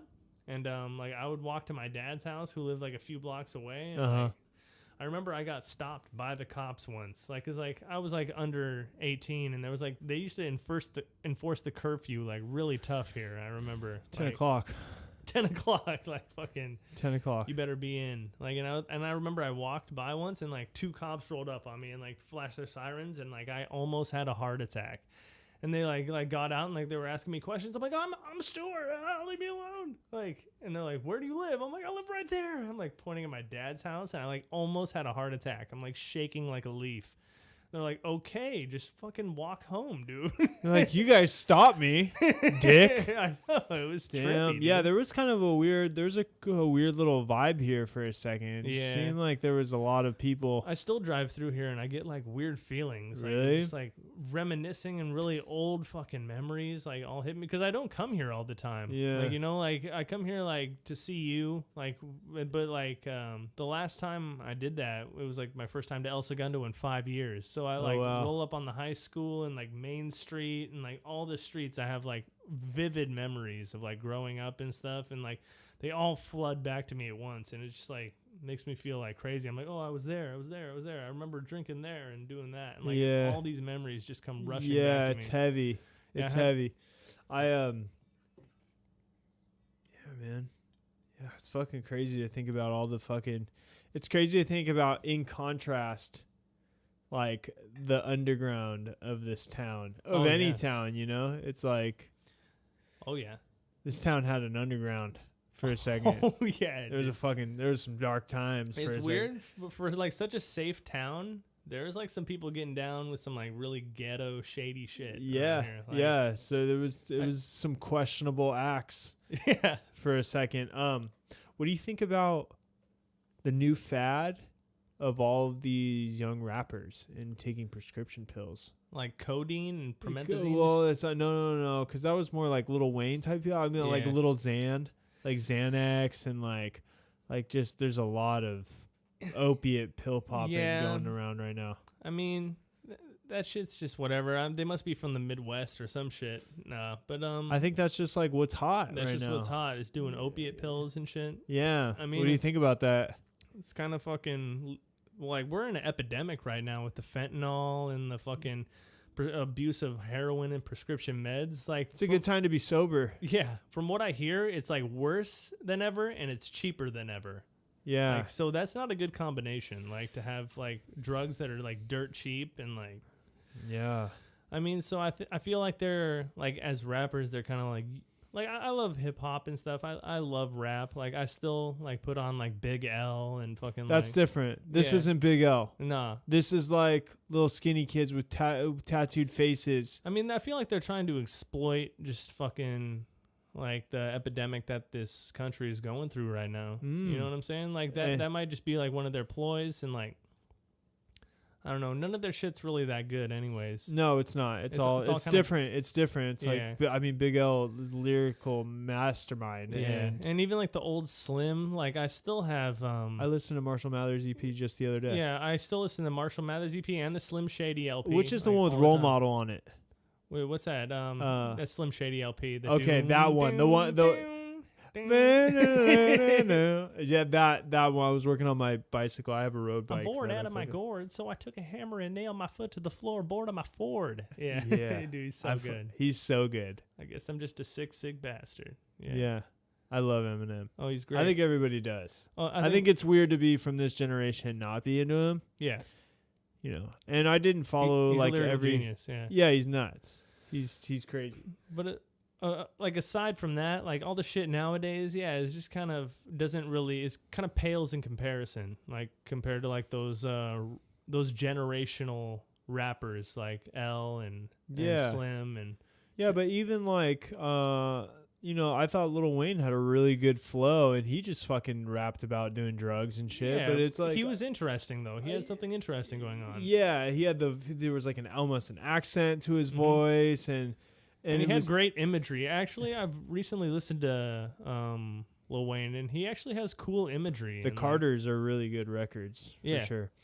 Yeah, I don't know. I was curious on your opinion of the drug of choice these days and being like Xanax and prescription pills and stuff. It was my understanding that pills kill people, man. Oh, so yeah. it's just and they fucking kill people. Like, people don't understand that, but people die on those fucking things. You and know, it's all fun till the party's over. Yeah, you know? yeah, for sure. The big the big party, man. Yeah. Yeah, till your shit gets real rolled. You know, like then 6 foot deep rolled. Then it's not fun to rap about anymore. And shit. And yeah, dude, fuck. Just a bad influence on the youth, dude. Yeah, you know.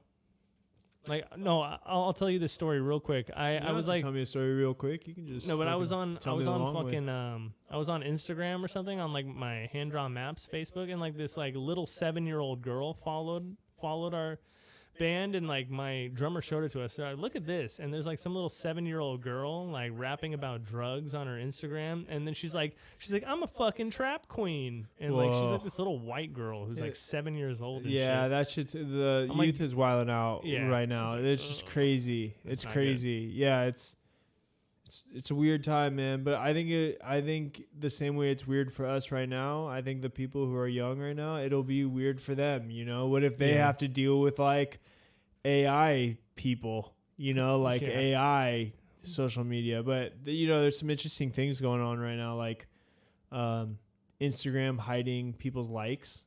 You know, did you hear about that? They're gonna roll out an update that hides people's likes. Really? Yeah, because they think it's detrimental to like the progression of people being people. They think people are out there like chasing, which is great, dude. Because like, think about like, send me a follow, give me a like, please. Please. No. Like Black Mirror, dude.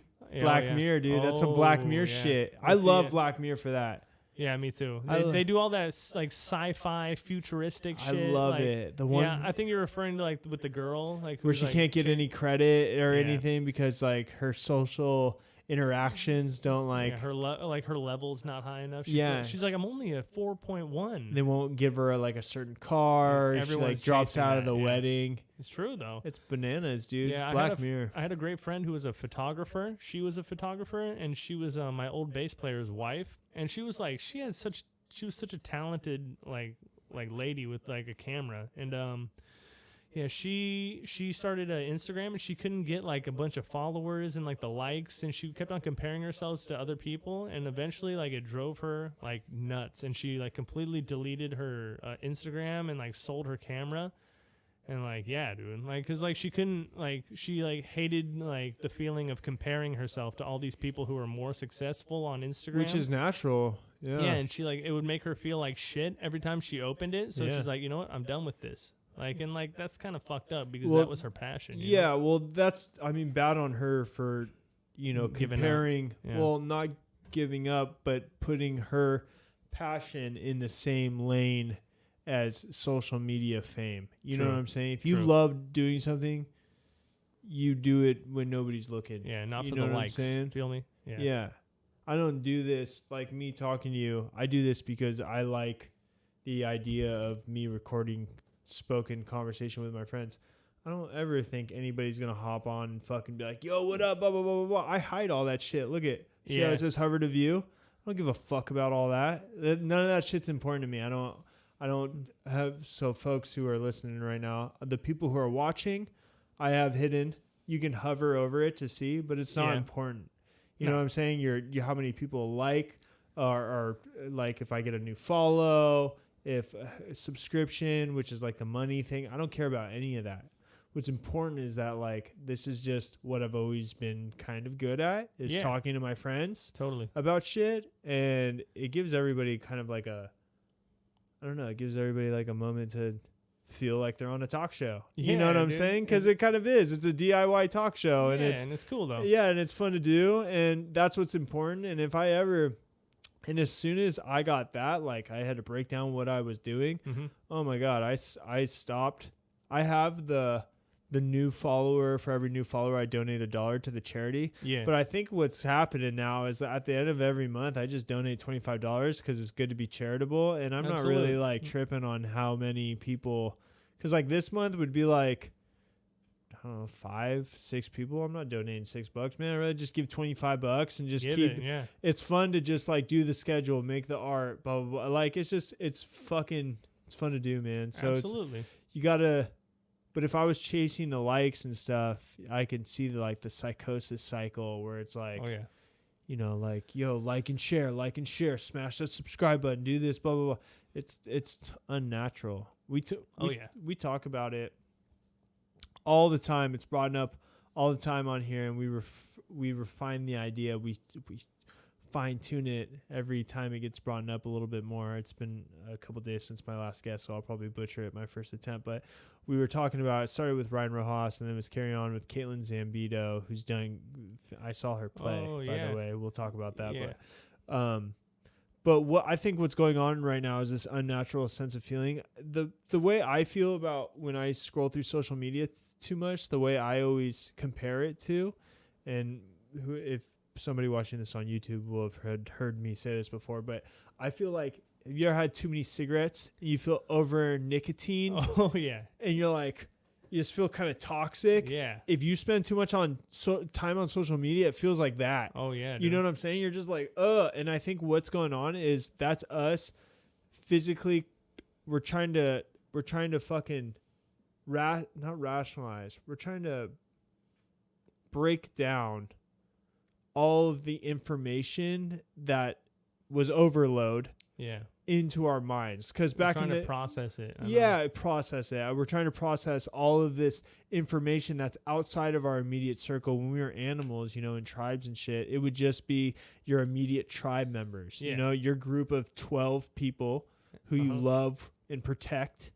You know, and that would be it. And you would talk to each other like this. You would discuss ideas and blah, blah, blah. But, and it was like that forever, you know, like in Dazed and Confused, all those high school kids, they just had their group of 4 friends, and there was situations where it was, okay, now there's 30 kids, but then you'd go back and it was just your 4 friends, and it might just be your 4 friends again for months, and months and months and months. And that was it, like Stranger Things, those 4 kids against everybody.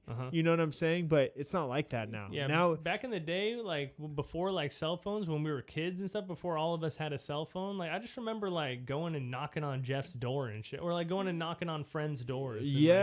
And or like maybe they're all hanging out at the beach, or let's call their house.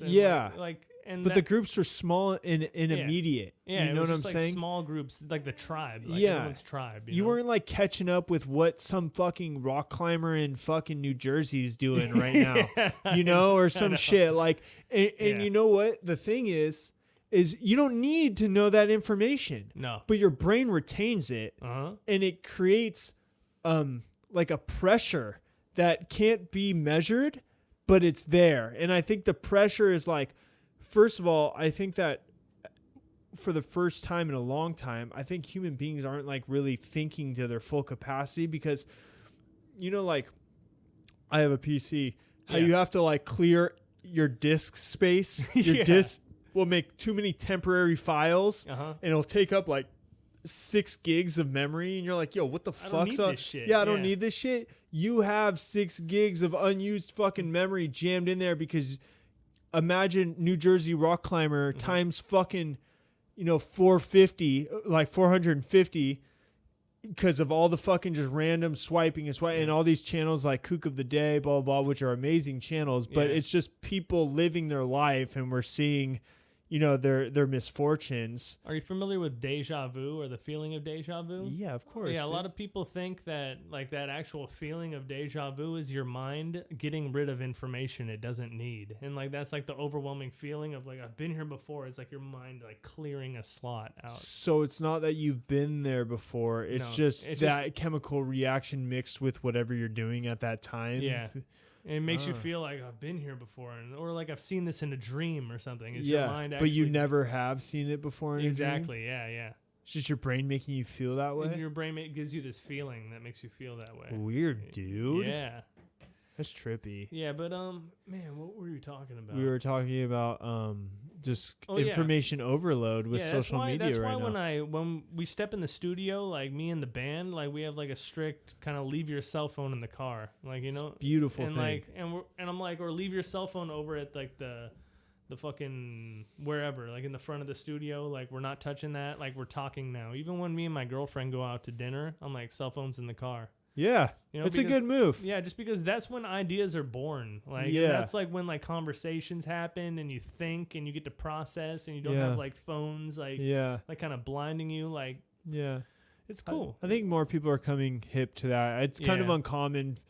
Like back in the day, I could see it much more. Like now, if somebody was like, yo, leave your cell phones in the car for dinner, it would be weird to imagine somebody being like, fuck you, bro. This cell phone's coming with me. I think like a lot of people are becoming hip to it because I think that a lot of people are speculating what like I think everybody has felt unhappiness from their cell phone at some point. Oh, absolutely. When really, this is crazy to think about. If you can think about putting down your phone and then, taking a second to think about just where you are and how you let some thing that's, whatever 4 by or 5 by 2 and that thin affect your mood. Everything. Yeah, but you're not feeling the ground beneath your feet. You're not smelling the room you're in. One of my favorite Joe Rogan like comedy sketches, and he's like, dude, he's like, what's with all these cell phones? He's like, have you ever just gone outside and looked up?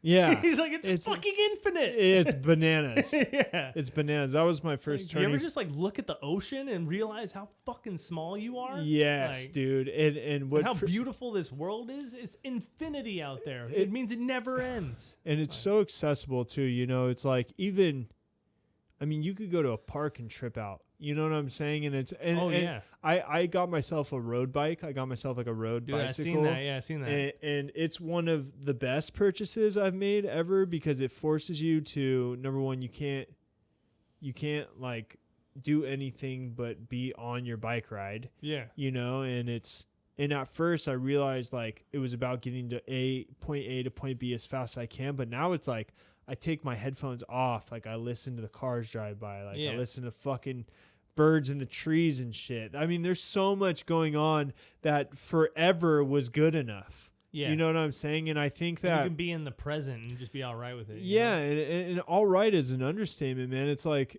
you can just be the way we're designed to be, It's like we've gone through our evolutionary cycles to be content with, which is what you were saying with all right. I got to retract that. But yes, to just be all right. We're genetically coded to just be able to exist. And it's fucking incredible what the phones do for us, but it's never, and I'm guilty of it, man. I spent the whole day looking at fucking, I planned a trip to Boston and I'm going to Have Heart's Laugh show all because of technology. Check out what's happening in Boston. Oh my God, it's Have Heart's last show that weekend. Oh my God. Okay. Book Expedia, blah, blah, blah, blah. I mean, and it's crazy. And I felt the need to be like, yes, I'm going epic, share it. You know what I'm saying? And it's, why is that? Why is there that part of me that like can't wait to share this to a million people? And it could be as simple as like, yo, man, this is something that I'm going through that I enjoy, and I can't wait for fucking 1,000 people to hear about this. You know what I'm saying? No, I totally feel you because me and my girlfriend Madison, we just planned a trip to Rome in December. Good for you guys. We're going to Rome, but we immediately booked that trip. And we're like, are we going to post about this or like, and I was like, do we need to let people know about this like right now? The answer is no. Yeah. The answer is always no. Yeah. But you do. But like I thought about it. Yeah. I'm like, I probably will do that. But it's like, weird. It's very bizarre. Yeah. It's very bizarre. And it's gotten to a point like, because like parents are like on social media now. And my mom's like, are you going to post about your grandma? Or like, are you going to post about this or that? And I'm like, that's weird. Yes. That's weird. And it's like, it should be a privilege. And I miss. Or they're like, thank you for your comment. Like my mom will like actually call me. I'm like, okay. Say thanks for your comment. That's fucking adorable. I know. She just like they just don't understand. It's What's funny. scarier is that my niece, who's 8 or 9, I'm sorry, London, will fucking hit me up in class. Yeah, really? Like, yo, like, hi, emoji. Hi, fucking butterfly, fucking fish. Like, hit me up with emojis, and she's in school, she's texting, and she's 9. And I'm like, wow. and fuck, I didn't have a cell phone till I like was like a freshman in high school or something. Dude, like 8th grade or something. I got a family plan. Yeah, I was a sophomore, and I mean, even then it was different times, man. You know, it's a hot topic. It'll always be a hot topic. It's just, I don't know, man. There's just something unnatural. Yeah, but us as humans have become so reliant on technology that like, we can't really separate like from it, or we forget to separate from it and forget to just like live sometimes. Well, so that's to bring it back. That's why they're implementing ideas like hiding likes. Like, now that you know that whatever you say isn't publicly validated, will you go find something more meaningful to do with your time instead of posing? Because let's be honest, what's the percentages of posts that are true?